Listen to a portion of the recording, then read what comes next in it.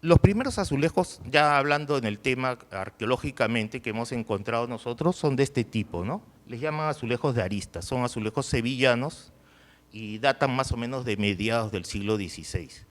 Estos azulejos son importados, se han encontrado en el Hospital Real de San Andrés, que casualmente como es un hospital real, es decir, está mantenido en parte por la corona, se le dotó pues de estas bellezas, ¿no? Porque tuvo una capilla interna.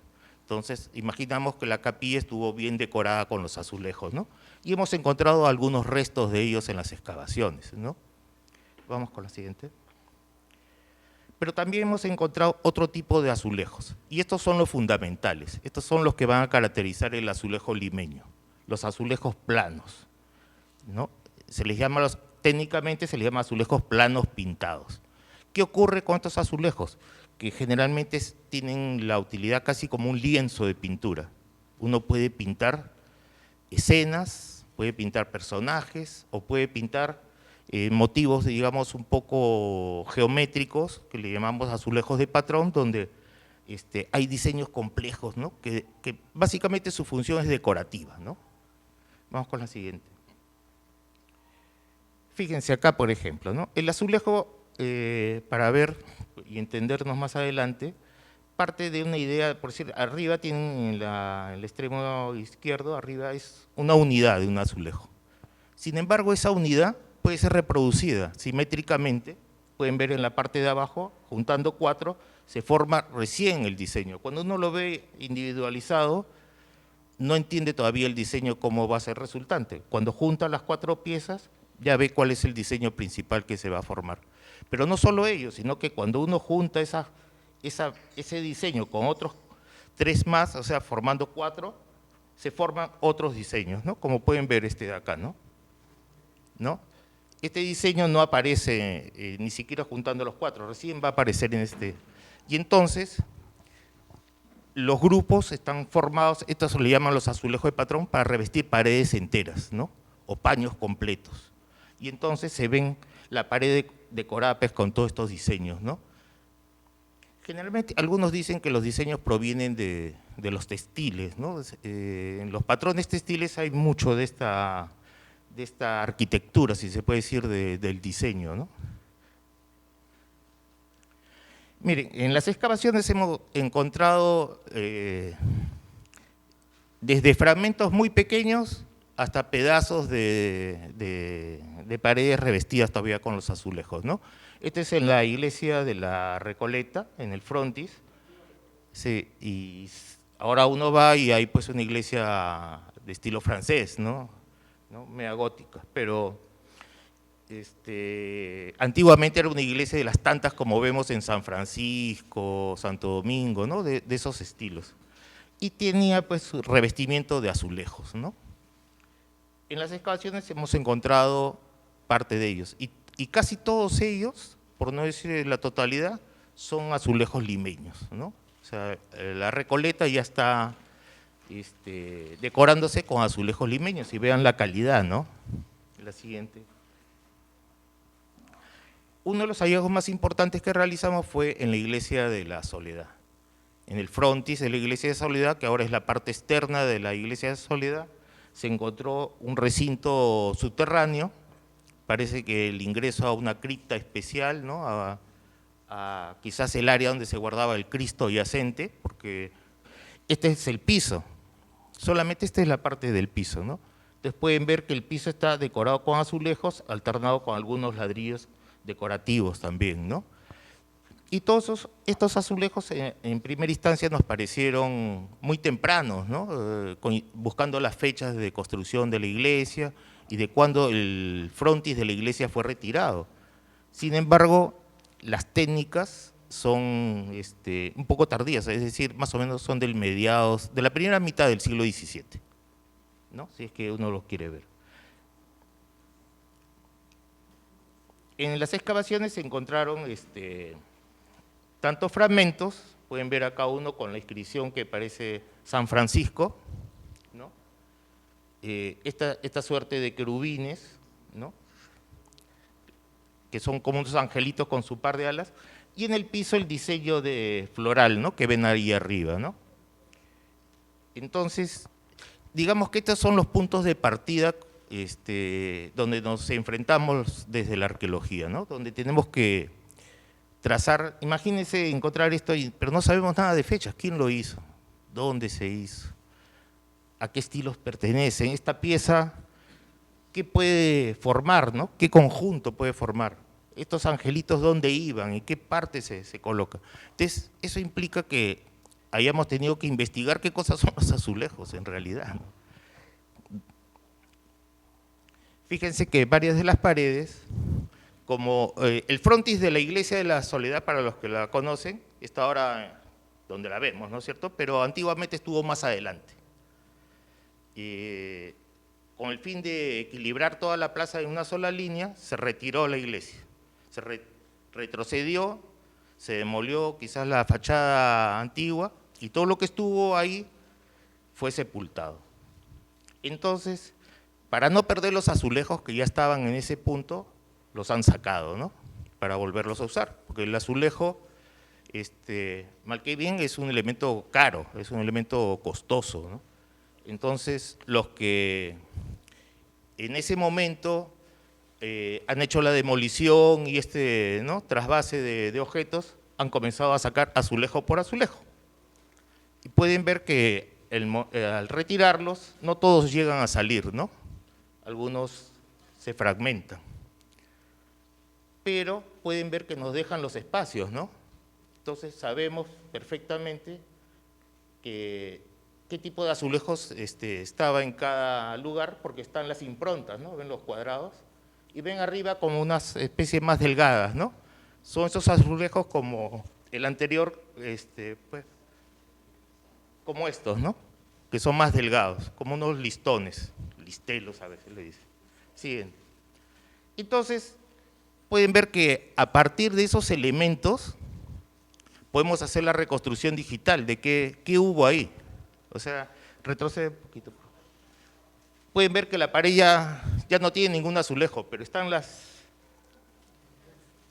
acá están, qué tipo de azulejo está en cada punto, ¿no? ¿Lo ven acá? ¿Lo ven? ¿Y qué resulta? De que los azulejos no es un elemento aleatorio, o sea, no tienen diseños diferenciados que yo pongo un azulejo de este tipo acá y otro allá, sino que forman eso que les decía, ¿no? Que vimos al principio, los azulejos de patrón, que van formando esos conjuntos. Entonces, con esa información podemos hacer la reconstrucción usando el esquinero que vieron y podemos tranquilamente establecer qué azulejos exactamente estaban ahí, porque no hay variaciones en eso.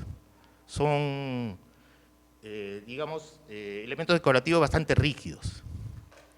La siguiente.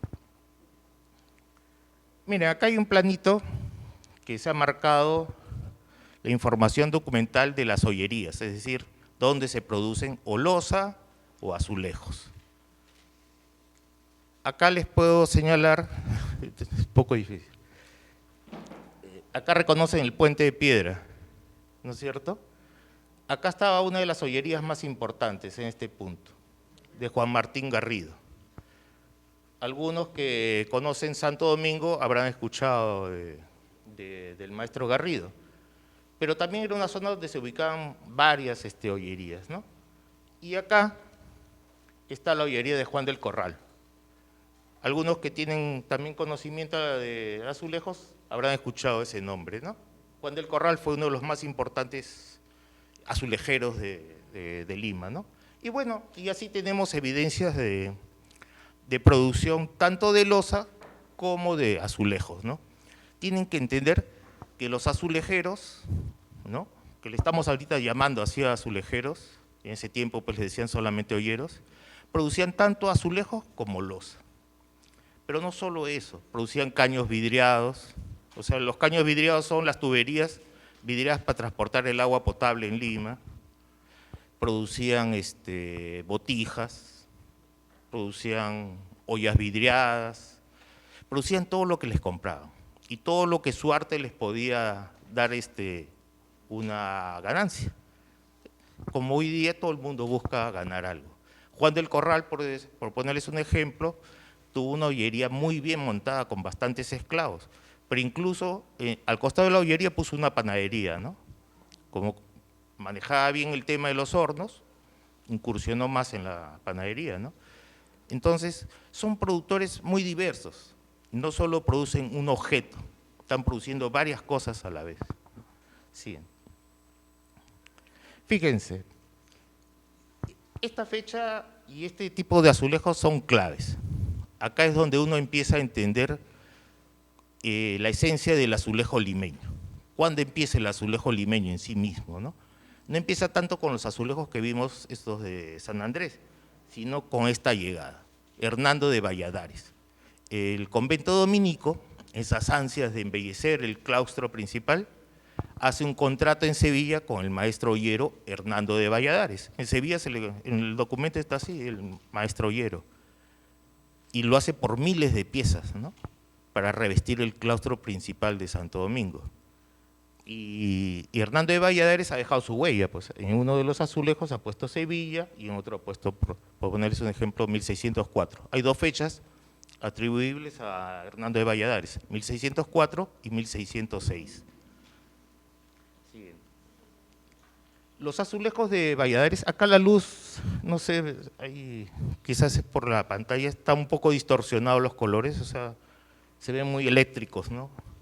Pero no son tan así, son más mate, ¿no? Y cuando quieran pueden ir a Santo Domingo y ahí los ven en todo su esplendor, ¿no? La iconografía de Valladares es polícrama, todo está lleno de colores.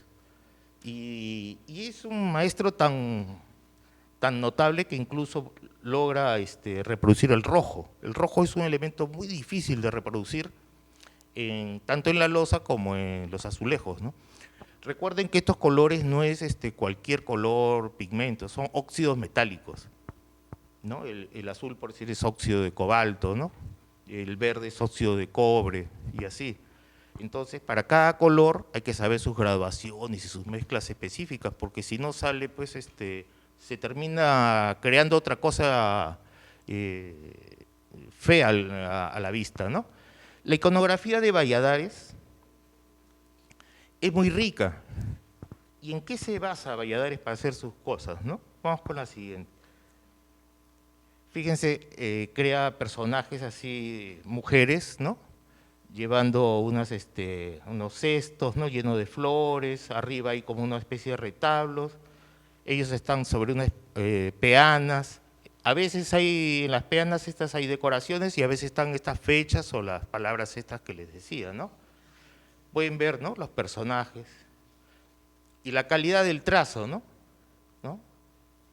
El detalle de los pinceles, se trabaja con varios tipos de pinceles, ¿no? Varios colores a la vez, ¿no? Cuando vean documentales o algo de cómo se pinta, van a ver que los colores no tienen nada que hacer. Cuando uno pinta con óxidos metálicos, no se muestra el verde, por decir, ¿no? O sea, no está pintando uno con verde, es una solución casi hasta marrón, podría decir. Pero la magia de la cocción lo vuelve de esos colores, ¿no? Y el estaño lo vuelve vidrioso, le da esa calidad de brillo, ¿no? Entonces, los maestros tienen que tener en la mente los colores, cómo van a resultar con las mezclas estas, que no son esos colores que están viendo ahí, ¿no? Este es un resultante. El azulejo tiene dos etapas de cocción, ¿no? Primero se cuece el azulejo, o sea, la pieza, que le llaman como bizcocho, y luego sobre esa parte ya, digamos que esto fuera el azulejo, ya cocido, que ha recibido su primera cocción, se va a pintar recién. Se esmalta con el baño del esmalte de estaño y sobre eso se va a hacer la decoración y vuelve a entrar al horno. Y esa segunda cocción tiene que ser bien cuidadosa. Si hay mucho humo, si hay mucho calor, se pierden las piezas. Si no alcanza la temperatura adecuada, tampoco se logra el efecto de los colores ni el vidriado, ¿no? Pero los maestros se volvían expertos en eso. Por eso que ser maestro ollero era pues una cosa de años, no ocurría así de un día para otro, ¿no? Vamos con la siguiente. La iconografía de Valladares, Hernando de Valladares, se fundamenta principalmente en el Renacimiento. El Renacimiento, como ustedes saben, es un movimiento cultural amplísimo, ¿no? Y surge en Italia. Está de más hablar de este movimiento. Pero ¿qué trae? El Renacimiento es la palabra moderna para conocer un fenómeno antiguo. O sea, ahora le decimos Renacimiento, pero en esa época no se conocía así. ¿Qué era el Renacimiento en sí mismo, en esencia? La romanización, un neorromano, volver a lo antiguo, a lo clásico. Y entonces Hernando de Valladares, para ese toque de romano a todas las obras, fíjense que la palabra no es impuesta. En los conciertos españoles, muchos dueños o el que contrata pide que hagan una portada a lo romano, dicen, ¿no? O les dice, hágame unas pinturas, pero a lo romano. ¿Qué significa? A lo italiano, a lo clásico, ¿no? ¿Y qué más clásico que emperadores, pues, romanos, ¿no? Por eso él incorpora estas cosas, ¿no? Los diseños. Siguiente.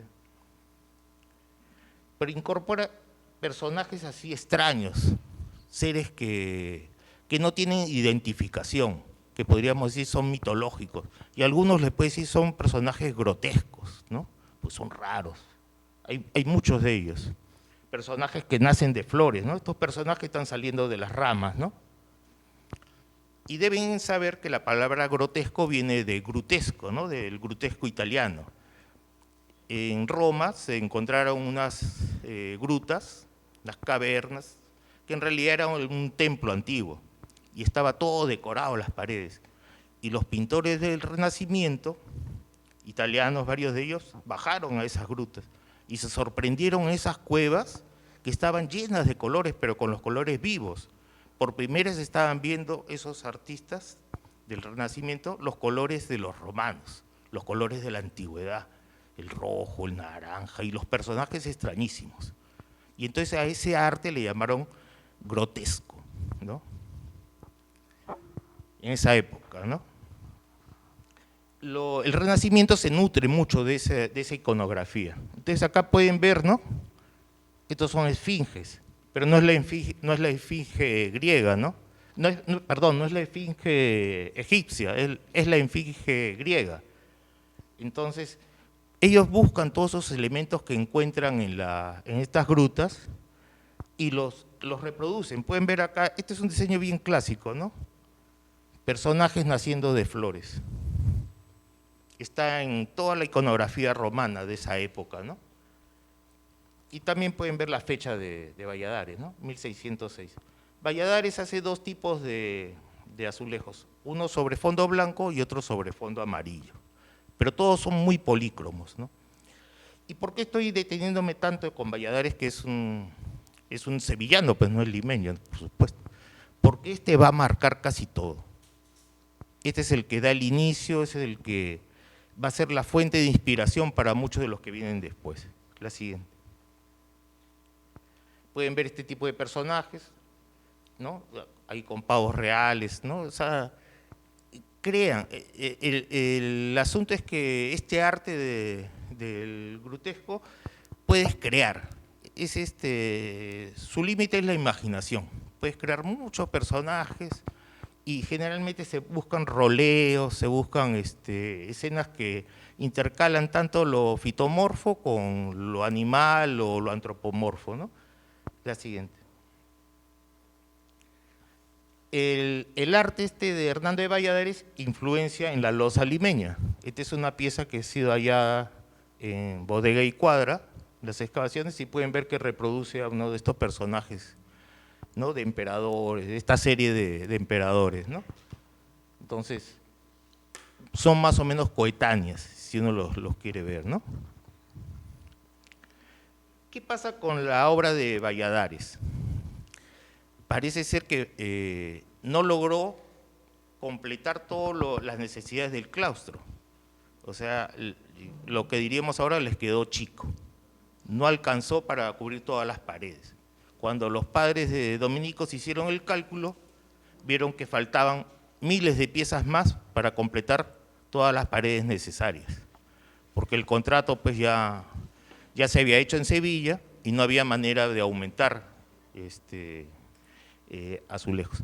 Y entonces hacen un contrato con un maestro, del cual no sabemos casi nada.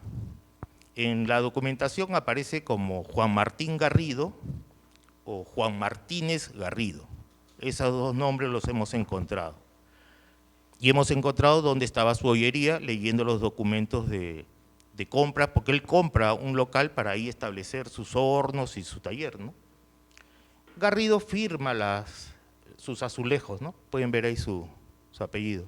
Y lo pone en latín, ¿no?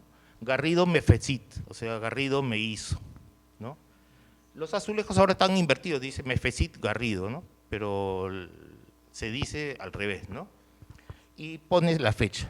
El contrato, el documento es de 1619, el que hacen los dominicos con Garrido, pero se ve que la producción se proyectó un poco más y él pone en la fecha, ¿no? 1620. O sea que ahí tenemos documentadamente, tanto por fuentes escritas como pues, los propios azulejos para certificar cuáles son los azulejos de Garrido. Porque muchos historiadores o estudiosos del arte entran en duda para cuáles son los azulejos de Garrido y cuáles son los de Valladares. Porque ¿qué ocurre? Garrido imita los azulejos de Valladares. O sea, no hace azulejos diferentes, sino como son para completar, sigue las secuencias de Valladares, ¿no? Sigue con los mismos personajes, sigue un poco con los mismos diseños, pero técnicamente se diferencia. Los azulejos de Valladares son muy superiores, ¿no? Y Garrido tiene, como ya está acá en Lima, tiene que abastecerse con las cosas que llegan acá a Lima, y a veces los pigmentos, los óxidos metálicos no llegan con las purezas que a veces en Sevilla tienen más acceso, ¿no? Entonces, él busca colores más tenues, sus diseños, ven, son más delineados, en fin, no brilla tanto como los azulejos de Valladares.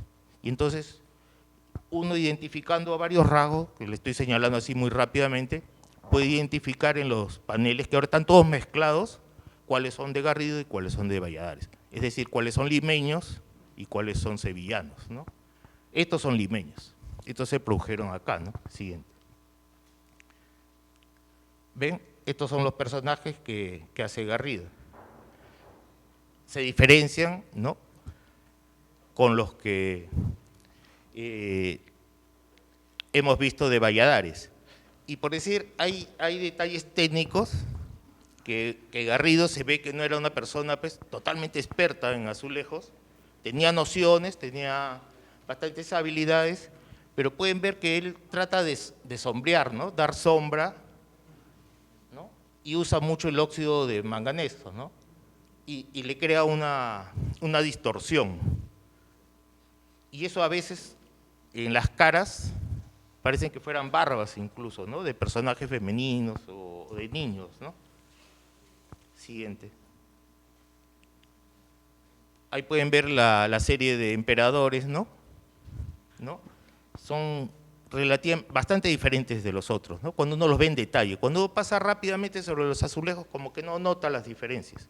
Pero cuando ya puede analizar uno las imágenes y puede verse bien, ¿no? Se notan las diferencias, ¿no? de Garrido, ¿no? Generalmente acentúa mucho el azul, su azul es un poco más opaco, quizás más impuro, en fin, no sabemos todavía las dificultades técnicas, ¿no? Pero son diferentes.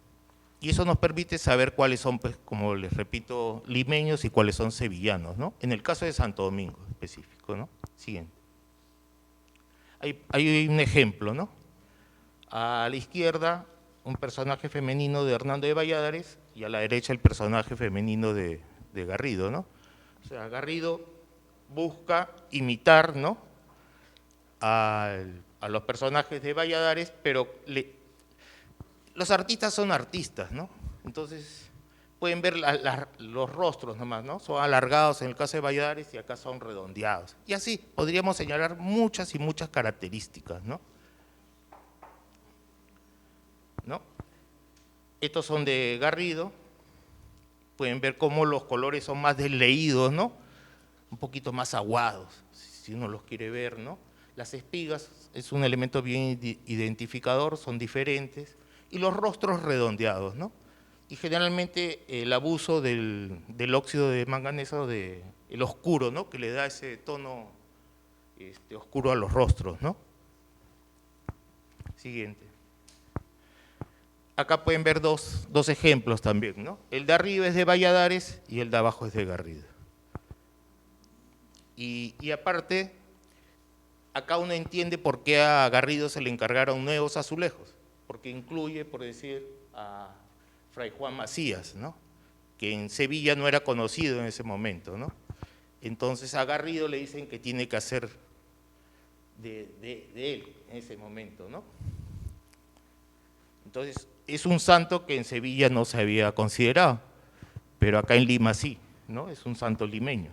Pero pueden ver las diferencias de trazo, de colores, ¿no? A pesar que se buscan igualar una de la otra, ¿no? La siguiente. Además de estos azulejos que les digo, que hacen escenas, que podríamos llamarle azulejos narrativos, ¿no?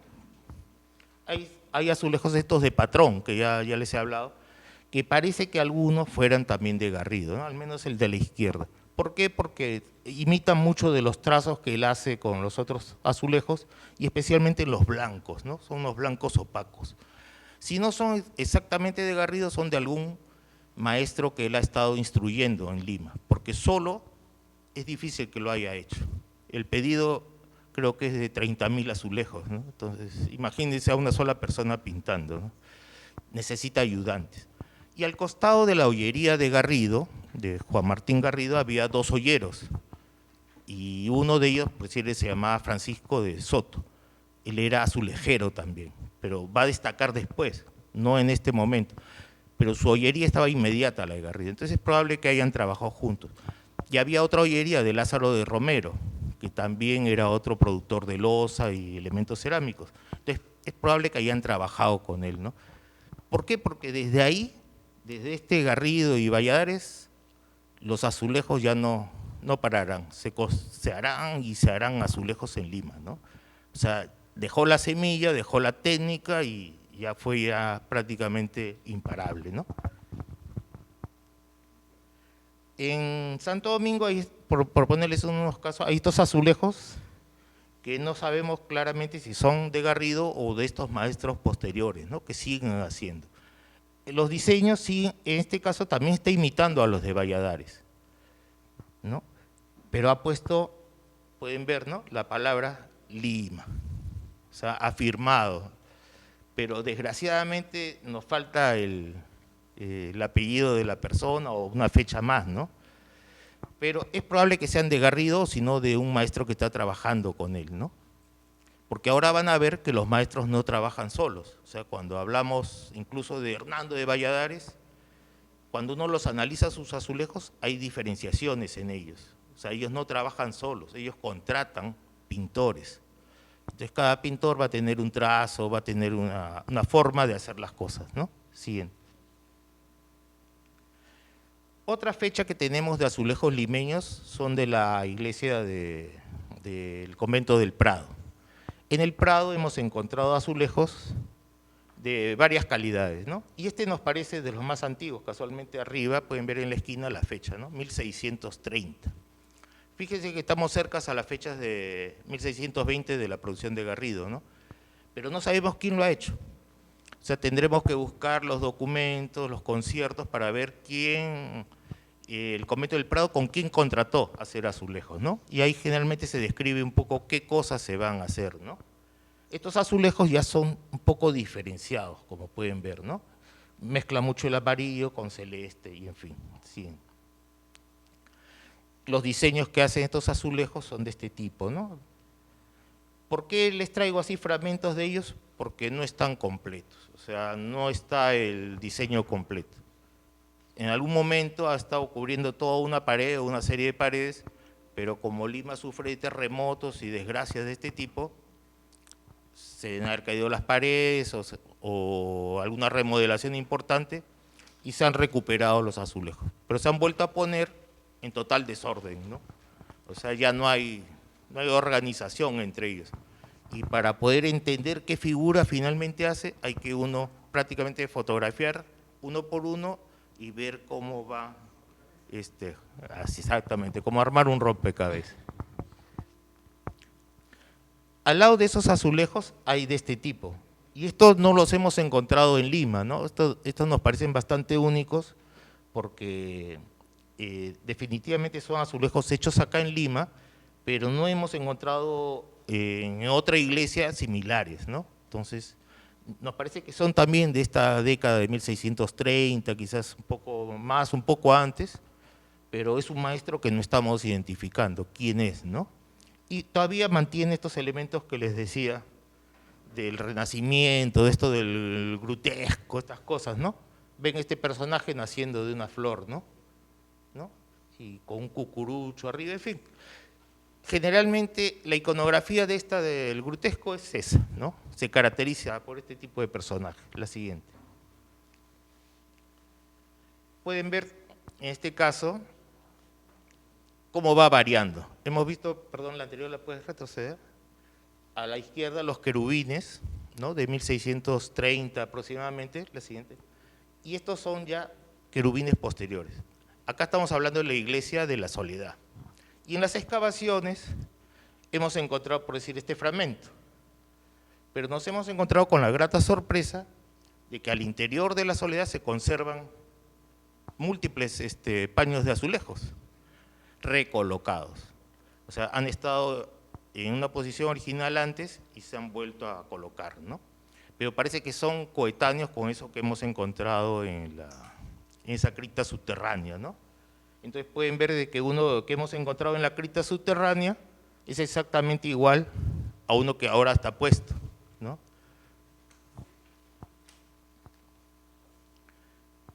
Con la Soledad, ¿qué ocurre? Incursiona otro azulejero, otra persona, hay otro maestro, y comienza a crear personajes en medio de estos roleos de plantas, ¿no? Es típico de la decoración romanizada o neorromana del Renacimiento, ¿no? Personajes en medio de plantas, así. Y ven ahí, ¿no? Una especie de, no, un angelito, ¿no? Ahí en medio de las plantas. Y agarrando una cartela, ¿no? ¿Recuerdan un pedacito que les enseñé antes que decía San Francisco, ¿no? Que son como una especie de medallones donde hay santos, ¿no? Y al lado de cada medallón hay angelitos. Siguiente.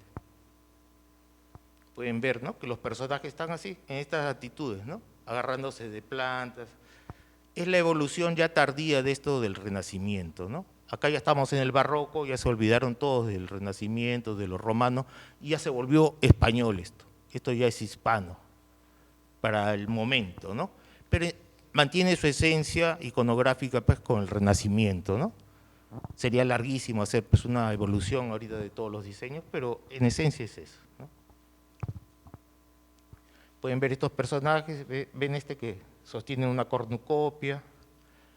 Es típico de esos elementos que van a encontrar, pero no sabemos qué maestro está pintando esto. Esto es hecho acá en Lima, ¿no? Y ya no son azulejos de patrón como esos que le había mencionado, sino son estos narrativos, ¿no? Acá hay una escena, pero las escenas no están completas, pues, o sea, esta sección se interrumpe porque hay otros azulejos de otra serie, ¿no? Siguiente. Y hay unos personajes extraños, una suerte de mascarones ahí, que pueden creer que al principio cuando veíamos estas imágenes pensamos que eran seres pues, que los habían imaginado acá en el Perú, ¿no? Que estaban en una especie de hibridación con lo indígena, ¿no? Pero no, son cosas totalmente hispanas, ¿no? Pero mezcladas pues, con esto de lo italiano, el Renacimiento, lo grutesco, en fin. Ven el tipo de personajes, ¿no? Pero los rostros son extraños, ¿no? Pueden ver. ¿Quién hizo esto? ¿Quién lo pintó? Por lo que hemos estado tratando de investigar, nos parece que está ya actuando acá Juan del Corral. Hay muchas semejanzas de estos azulejos con unos que él ha hecho para la catedral, ¿no? Que están documentados, y hay semejanzas con unos que luego vamos a ver que están también en la iglesia de San Pedro. pero pareciera de que ya en este momento ya está actuando Juan del Corral, ¿no? Juan del Corral empieza su actividad en Lima más o menos en la década de 1630. Todavía no tenía una hoyería propia, entonces hace un convenio con los padres jesuitas de San Pablo, del Colegio de San Pablo, quienes poseían una enorme hoyería en las afueras de Lima, en la zona que ahora le llamamos Matute. Ahí, eso era la salida de Cocharcas, ahí había una enorme propiedad de los jesuitas que se llamaba La Calera. Esta enorme propiedad que tenía más de 100 esclavos y un montón de servicios, producía cosas para el convento jesuita, desde ladrillos, cal, en fin, materiales de construcción, pero también tenía su hoyería especializada. Y en esa hoyería se producían pues azulejos y loza para el consumo de los jesuitas. Uno de los primeros contratos que hace esta hoyería con un azulejero, se llama Miguel Pérez, es por 15.000 azulejos, en 1635 creo. Entonces, esta hoyería ya está produciendo enormes cantidades de azulejos, está bien montada, los jesuitas son prácticamente de las órdenes religiosas más se puede decir, escrupulosas en todos sus detalles, entonces todo estaba bien montado, pero ellos no producían por sí mismos, tenían que hacer contratos con algún maestro. Y luego de que el contrato con Miguel Pérez fenece, hacen contrato con Juan del Corral. Juan del Corral se contrata con ellos y comienza a producir igual miles de piezas de azulejos y también loza, ¿no? Hasta que ya luego Juan del Corral adquiere fama, se independiza y compra propiedades y establece su hoyería propia. Pero en ese ínterin él está produciendo. Y en los conciertos establece de que al convento de San Pablo le tienen que entregar tanta cantidad, pero el resto lo puede vender, ¿no? Una vez que cumple con las cantidades que le pide el contrato, él puede ya vender el resto. No sabemos si estos son de ahí, ¿no? Vamos con la siguiente. Acá hay un elemento que les quiero señalar, que cuando hablamos de un maestro, de un hoyero en particular, de un concierto en concreto, tenemos la idea de que el mismo maestro está haciendo todo, ¿no? Y que todos van a ser prácticamente la misma mano. Y acá pueden ver de que hay dos pintores, ¿no? Dos calidades bien. Es el mismo personaje, son coetáneos, son los mismos colores, las técnicas son exactamente las mismas, pero el pincel es bien diferente, ¿no? Se dan cuenta, ¿no? A la izquierda está bien elaborado, rostro redondeado, bien delineado, pero el otro no, ¿no? Entonces, el azulejero que está haciendo los azulejos para la Soledad está trabajando con dos pintores, ¿no? Y los dos se muestran las diferencias. Eso quizá lo descubramos en los documentos, pero al menos técnicamente se pueden identificar, ¿no? Acá pueden ver, este fenómeno de dos pintores ocurre en la iglesia de San Pedro, donde hay estas series también de ángeles sosteniendo medallones con santos al interior, ¿no? Entonces, pueden ver que hay dos calidades y pueden ver que se parecen, ¿no?, a los que hemos visto. Esta es la iglesia de San Pedro. Si retrocedes un minuto, podrás ver que hay ciertas semejanzas, ¿no? Entonces, ¿ven? E iconográficamente significa que es el mismo maestro hoyero que está trabajando todo esto, pero suponemos que son los dos pintores que están trabajando al interior, ¿no?, que hacen estas diferencias. Siguiente. Acá hay otro elemento que pueden ver de que por qué sospechamos que es Juan del Corral. Ahí pueden ver que son dos aves comiendo frutos, ¿no? El tema. El de la izquierda son de azulejos de la Soledad y el de la derecha son de azulejos de Santo Domingo, ¿no?, de una obra certificadamente de Juan del Corral, porque hay documentación de esta obra y fecha y todo, ¿no? De la izquierda no tenemos documentación, pero ven que es el mismo tema, la misma temática, dos aves, ¿no?, que están comiendo los frutos. Y en el segundo caso ya están mejor elaborados, ¿no? ¿no? O sea, hay un mejor pincel, ¿no? Siguiente. Estos azulejos son del convento del Prado, están en las ventanas actualmente, probablemente fueron parte de grandes paños, ¿no? Pero acá ocurre este fenómeno, ¿no? Que los azulejos han sido recolocados y pueden ver que ya no guardan el orden original, ¿no? De una escena mucho más grande, ¿no? Afortunadamente la parte central se conserva que es la Virgen, pero alrededor ya se han puesto prácticamente para completar el espacio, ¿no? Y se han usado los azulejos mayormente sin orden. Entonces, ese es el trabajo que les decía, que hay que prácticamente fotografiar azulejo por azulejo y buscar digitalmente ya cómo calza las piezas para ver qué escenas están involucradas, ¿no? Aparte de la documentación que hay que seguir buscando en los archivos, pues, ¿no? Siguiente. Acá pueden ver que los trazos son bastante finos, bien elaborados, hay un buen pincel, y sospechamos que también en este caso está involucrado Juan del Corral, ¿no? Por algunos detalles iconográficos, ¿no? Siguiente. Pueden ver las aves, ¿no?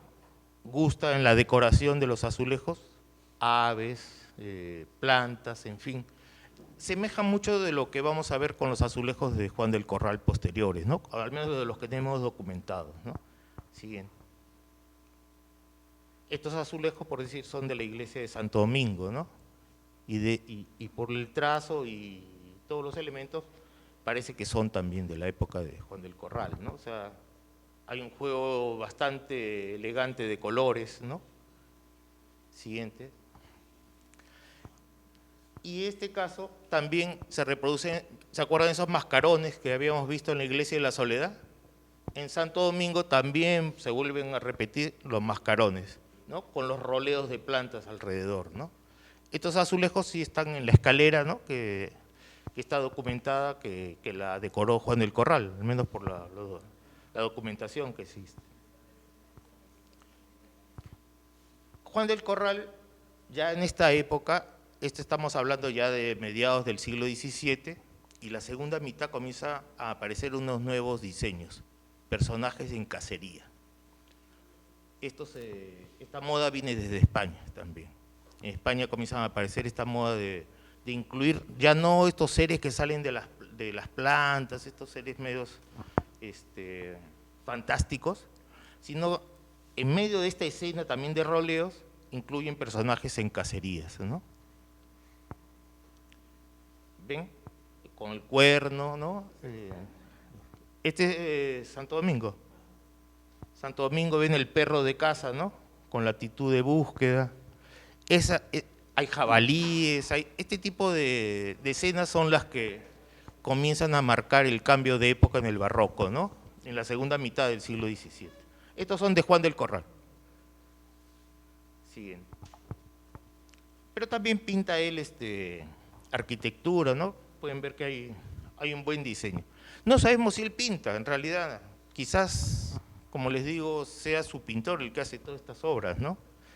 Pero, o él también tenía un nivel de trazo, no lo sabemos. Pero pueden ver que ya hay un buen diseño, la perspectiva, el volumen, ¿no? La profundidad. Siguiente. Y ya de Juan del Corral fallece, pues. Juan del Corral se va. Y su familia trata de seguir con la producción. Lo hemos hablado mucho de Juan del Corral porque es lo más documentado que hay. Pero alrededor de Juan del Corral hay más azulejeros limeños, ¿no? Sino que sería abundarles con datos que todavía nos faltan certificar. Pero cuando Juan del Corral muere, y este es un fenómeno que se da con casi todos los maestros olleros, con él muere su industria. Los hijos les pesa, les cuesta seguir la producción del padre o continuarla, porque a veces no les interesa, o porque los maestros olleros también guardan muchos secretos, o sea, las fórmulas de los colores, las temperaturas, los detalles. Y entonces, si uno no está muy involucrado con la producción, siendo un familiar, ¿no?, directo, no logra la continuidad. Y entonces, en el caso de Juan del Corral, cuando él fallece, su hija que todavía tenía la propiedad de la ollería, quiere producir con el yerno, ¿no? O sea, con su esposo. Y hacen contrato con una persona que les va a dar dinero porque la producción cuesta, pues. Hay que tener esclavos, hay que comprar los óxidos.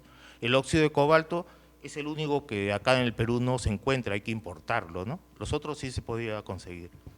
Pero igual hay que comprar el estaño, el plomo y los materiales, traer el barro, o sea, la arcilla y toda la producción, pues, o sea, es como una empresa y hay que tener capital. Entonces se asocian con otra persona, pero de ahí se pierde el rastro. Suponemos que en 1687, que viene el gran terremoto de Lima, que acaba con todo lo que hemos estado hablando de esa Lima tan hermosa, hace que la ollería fenezca y ya no encontramos datos en el siglo siguiente, ¿no? Acá estos azulejos son ya del siglo XVIII, o sea, de 1700. Estos son importados. Entonces comienzan a llegar unos azulejos importados que no habíamos visto en el siglo anterior, que normalmente casi todos eran hechos por los limeños. Estos son azulejos valencianos. Y estos azulejos los hemos hallado que aparecen en la Casa Aliaga, por poner un ejemplo, en San Sebastián, en la pileta de la Plaza de Armas, ahí se ha encontrado.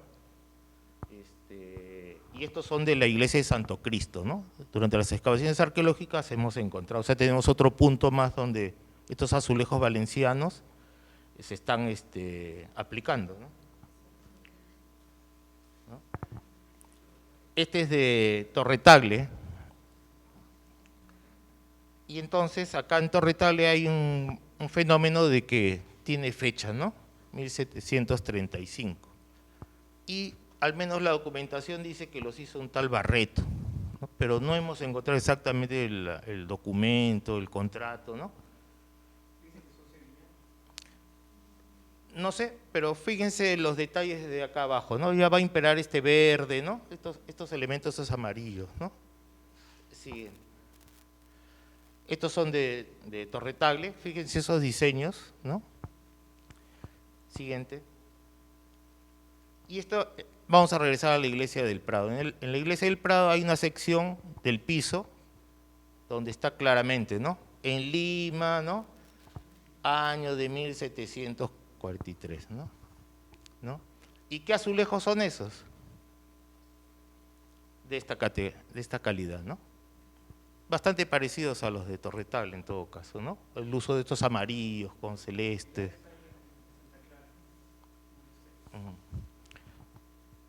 ¿No? Y fíjense estos principalmente, ¿no? Son exactamente iguales a los de Torre-Tagle, ¿no?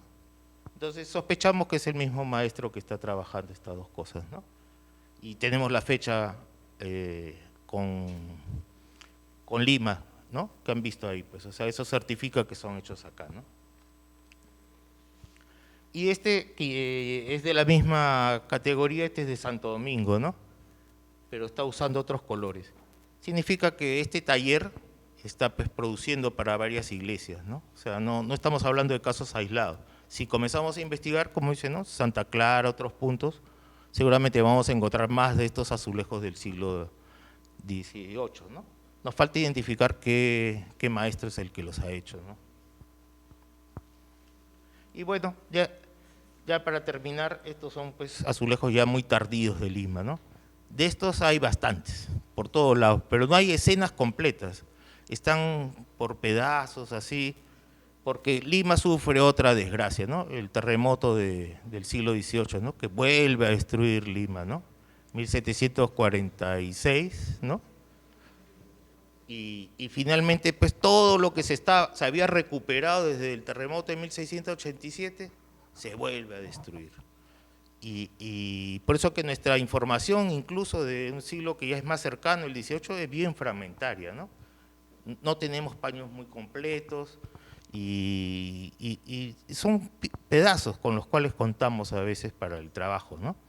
Pero todo está para descubrirse, no hay que perder la fe que se sigan hallando más cosas, y principalmente en la documentación. El archivo está lleno de documentación. El asunto es que hay que ir a leerlo. Y entonces hay que tener paciencia para leer miles de folios y encontrar los contratos, pero están ahí. El Perú y especialmente el Archivo General de la Nación guarda pues elementos históricos increíbles, pero falta gente que investigue, ¿no? Que entre a buscar la documentación, más tesistas que quieran investigar estos temas, ¿no? Porque hay que dedicarle un poco de tiempo, pero los datos que van a salir van a enriquecer toda nuestra historia, ¿no? Y nada, eso es pues un trabajo ya para las futuras generaciones, como se dice, ¿no? Así que, nada, muchas gracias, pues.